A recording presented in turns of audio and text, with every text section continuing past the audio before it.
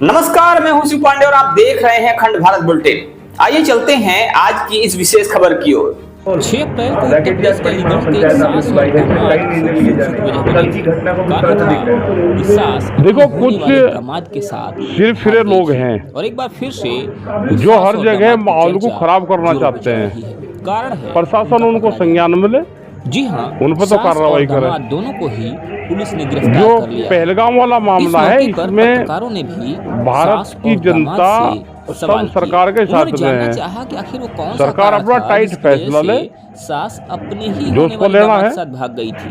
ना हमारी मिलिट्री कमजोर है, आइए आपको बताते हैं। ना हमारे लोग कमजोर हैं, सवाल किया कि आप लोग ना हमारे पूर्व सैनिक कमजोर हैं। उत्तर दिया बिहार। वे सब सरकार के साथ में सब तैयार बैठते हैं, कोई न कोई टाइट फैसला ले ले और हमारी जरूरत जहाँ होगी हम भी काम करेंगे। देश की बात चल रही थी, श्रद्धांजलि देने के लिए वहाँ पर आक्रोश रैली थी, तो आपकी तरफ से आक्रोश किस तरह से हुआ और किसे जिम्मेदार? कुछ लोग है वहाँ पे फिर से होता है कि बिहार जिन्होंने काम करा वे जिम्मेदार है, उनसे पूछो। बोली नेपाल गए थे। उनका मकसद पूछा जाता है कि घर वाले बोल रहे हैं शहीदों के प्रति श्रद्धांजलि देना नहीं था।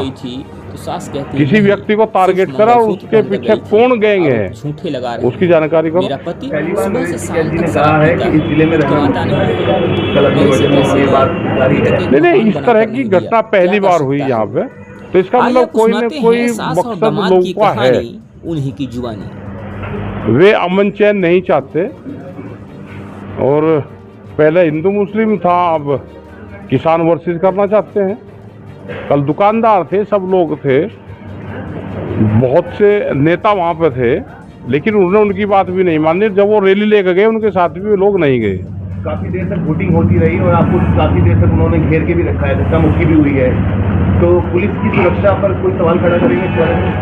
ये तो जांच का सब्जेक्ट है। उनको लगता हो भाई अपना पुलिस की सुरक्षा में चूक रही तो वो काम करे,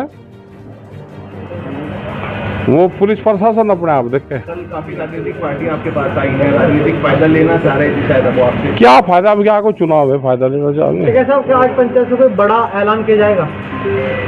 भाई भीड़ का होता है कि इकट्ठा हो गया, अपनी बात कह दी, एक मुद्दे पे लोग इकट्ठा हो गए तो यही एक मैसेज है। अच्छा, कल की घटना को हमला बताओगे या फिर क्या मानते? हमला मानते हैं आप अपने ऊपर? नहीं, ये हमला भी नहीं कह सकते इसको भाई, हमला भी नहीं कह सकते, लेकिन सुनियोजित तरीके से कुछ लोग वहाँ पे ये काम जरूर कर रहे थे कि लोग इकट्ठा ना हो। पहले भी होते थे कि सब पॉलिटिकल पार्टी के लोग इस ऐसे मुद्दे पे सब लोग इकट्ठा होते थे, सब सार्वजनिक मीटिंग करते थे, लेकिन धीरे धीरे ये चीज़ें खत्म होती जा रही है और लोग अपने ही प्लेटफॉर्म पे अब अपना काम कर रहे हैं। ये तो देश का इशू है, तो इस पर सर्वदलीय मीटिंगें होनी चाहिए। साहब, आप पे 2 बार दंडी से प्रहार किया गया है, वीडियो पकड़ी गई, उस समय उस दौरान पकड़ी भी गिरने से बची है आपकी, कि क्या मतलब प्रायोजित था या किस तरह से आप? भाई वो तो प्रशासन देख के, हमें नहीं पता ना, हमने ध्यान करा। वीडियो तो देखी होगी आपने? मैं वीडियो भी नहीं देखी, देखूंगा आज के बाद में। देखो जो अपने जैन जी हैं उन्होंने आपसे संपर्क किया? नहीं, हमारे से कोई संपर्क नहीं है। चंद्रशेखर का भी एक्टिविटी आया इसको लेकर आपके घर? हाँ तो ठीक है, आना चाहिए।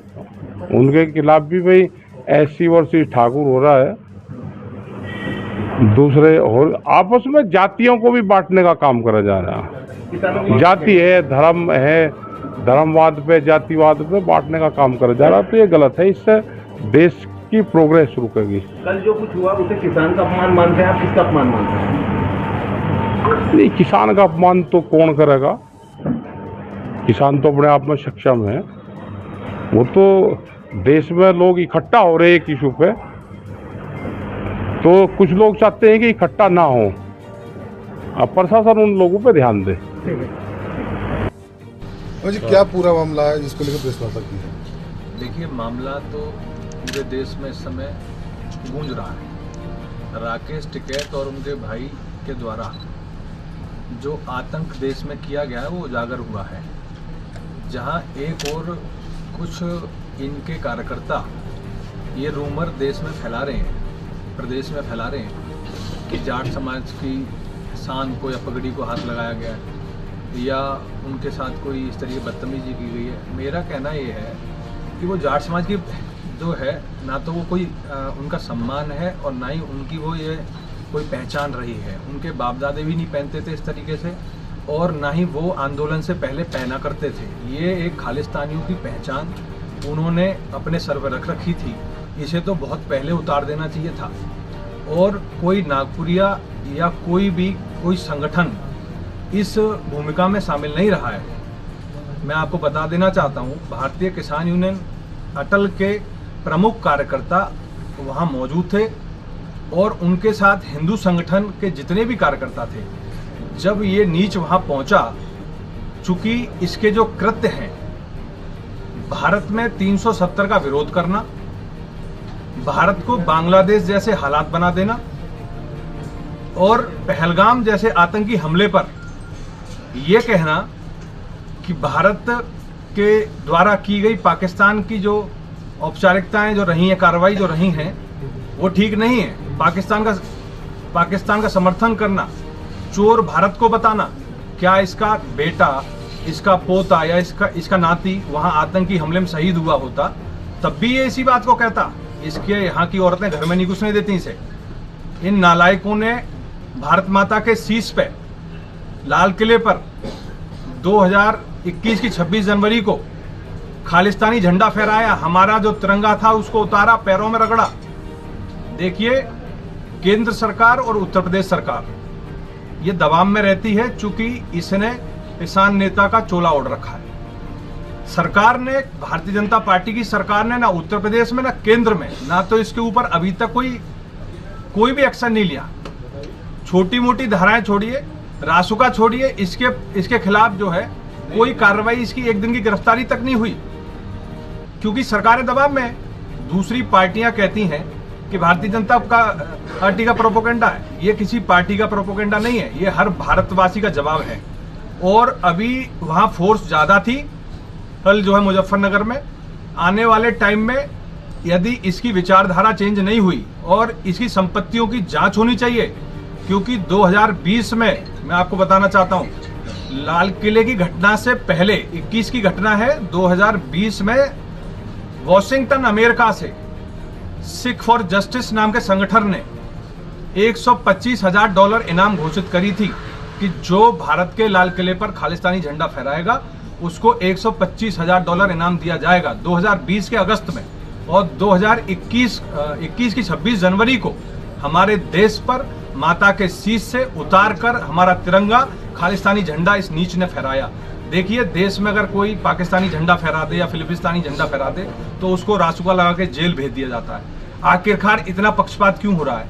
इस भेड़िए को, इस आतंकवादी को जेल क्यों नहीं भेजा गया?